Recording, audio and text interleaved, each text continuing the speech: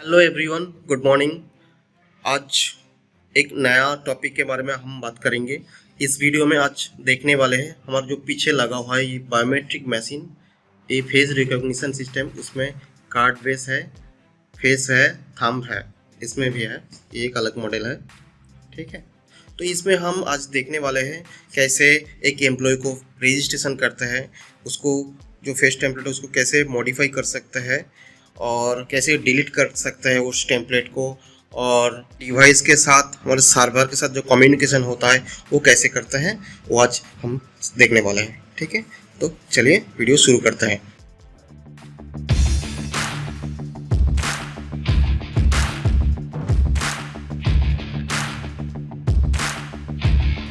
तो हमारे पास अभी फिलहाल दो मॉडल है। पहले ये वाला जो डिवाइस है इसका फीचर्स बताता हूँ। ऊपर में जो दिख रहा हूँ यहाँ पे टच पैड है, यहाँ पे कार्ड स्वाइप करने के लिए है, और नीचे दो हाई रेजोल्यूशन कैमरा है, और यहाँ पे आपको कैमरा में दिख रहा है दो साइड में इंफ्रारेड एलईडी है, ठीक है। इसका जो कैपेसिटी है ये बढ़ा सकते हैं।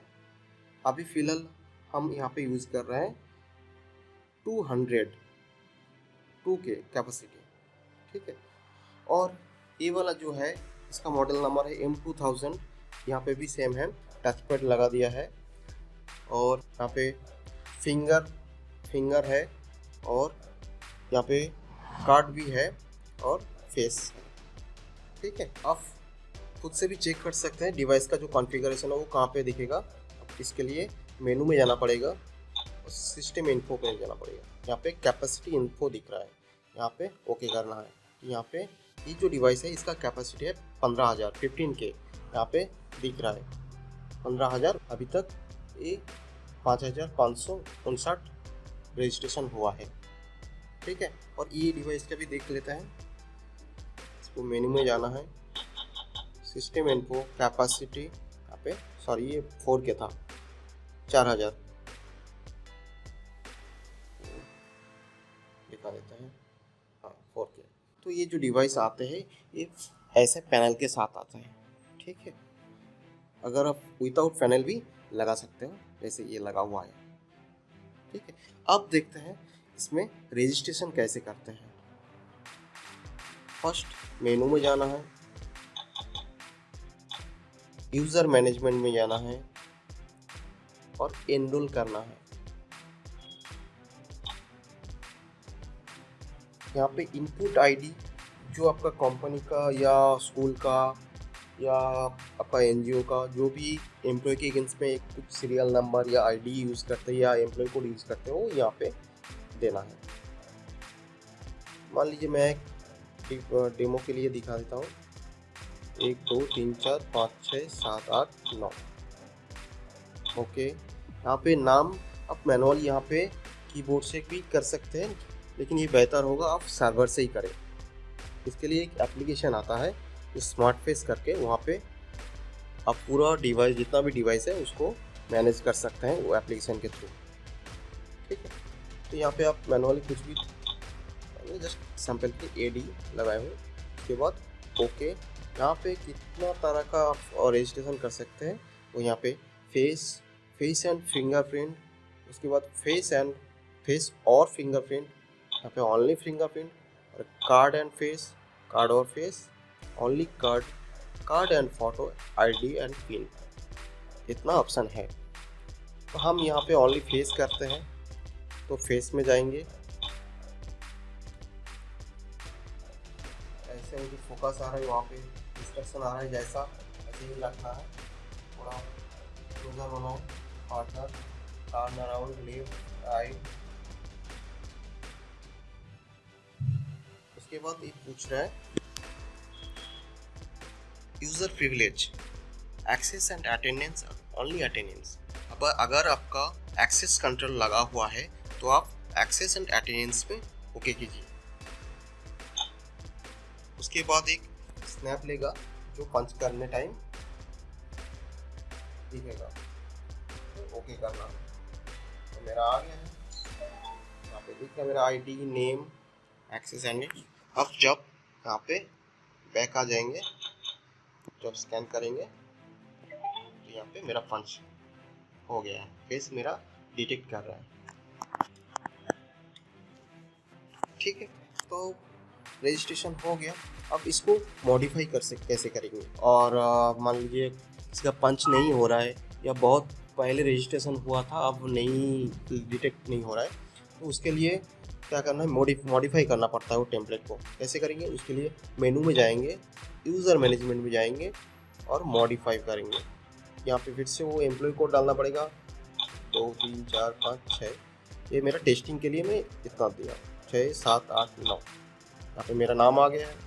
अब इसको वेरीफाई मेथड में, अगर उसका फ़ोटो ओनली फ़ोटो लेना है तो ये हेड फ़ोटो, अगर उसका स्कैन जो है पूरा स्कैन करना है तो वेरीफाई मेथड, अगर एक्सेस कंट्रोल और ओनली अटेंडेंस वाला प्रिविलेज देना है तो यहाँ पे मैं ओनली ये टेम्पलेट जो है उसको अपडेट कर रहा हूँ, तो उसके लिए वेरीफाई मेथड में जाएंगे। उसके बाद सेम प्रोसेस फेस में जाएंगे, मेरा फेस स्कैन होगा फिर से।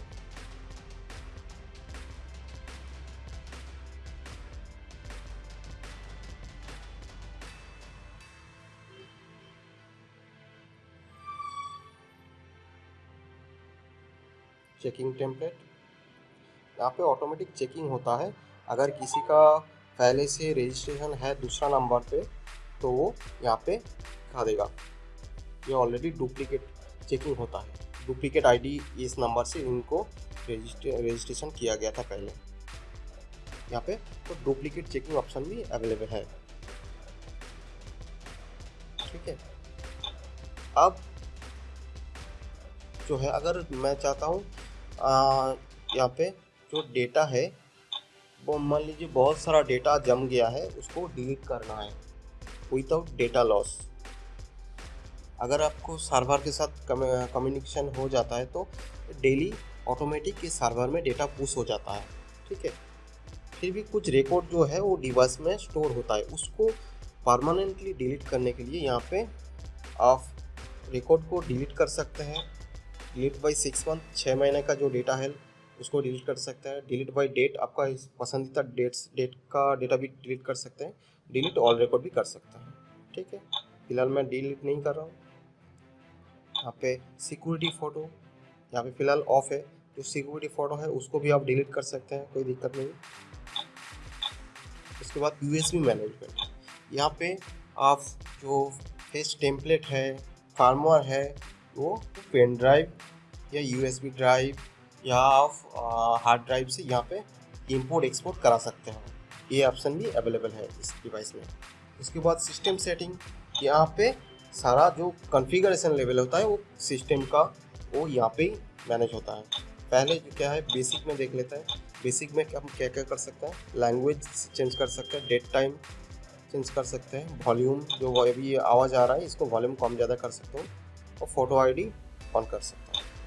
उसके बाद आएंगे कम्युनिकेशन, यहाँ पे नेटवर्क रिलेटेड जितना भी कॉन्फ़िगरेशन है वो यहाँ पे सेट कर सकते हैं। जैसे कि मान लीजिए मेरा लैन केबल में कनेक्टेड है, तो यहाँ पे कॉन्फ़िगरेशन करने के लिए यहाँ पे जाना है कॉन्फ़िगरेशन। यहाँ पे और एक बात बता देता हूँ कि लैन केबल से भी कनेक्ट कर सकते हैं, थ्रू राउटर भी कनेक्ट कर सकते हैं। ठीक है, थ्रू हॉटस्पॉट भी कनेक्ट कर सकते हैं, भी राउटर सेम बात है। कॉन्फ़िगरेशन में जाते हैं, यहाँ पे जो आपका डिवाइस के लिए जो अगर आपको लैन कनेक्ट कर रहा है ये डिवाइस के, जो आपका आईपी होगा वो आईपी यहाँ पे डालना है। उस आईपी का जो सबनेट मास्क है वो डालना है। उसके बाद गेटवे जो है वो डालना है। ठीक है, उसके बाद यहाँ पे और कुछ नहीं अपडेट करना है। यहाँ पे और एक करना है सर्वर, पुश टू सर्वर। यहाँ पे सर्वर डिटेल्स अपडेट करने के लिए यहाँ पे कॉन्फ़िगर सर्वर में जाना है। यहाँ पे आईपी एड्रेस सर्वर का जो आईपी होगा वो यहाँ पे दे देना है। ठीक है, और इसका जो कोड होता है बाय डिफ़ॉल्ट ये डिवाइस का ही होता है, 9920 9924 और 60।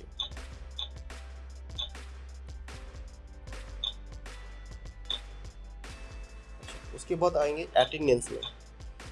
यहाँ पे इंटरवल है, डिस्प्ले टाइम है, यहाँ पे बेल है और वर्क स्टेटस है, वर्क कोड है, इसको आप मैनेज कर सकते हैं।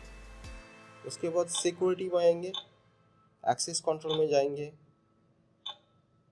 ड्यूरेशन, यहाँ पे ड्यूरेशन आप सेट कर सकते हैं। जो पंच, एक पंच होने के बाद दूसरा पंच का जो एक्सेस कंट्रोल है वो कितना टाइम में खोलेगा बंद होगा, ये यहाँ पे मैनेज होता है।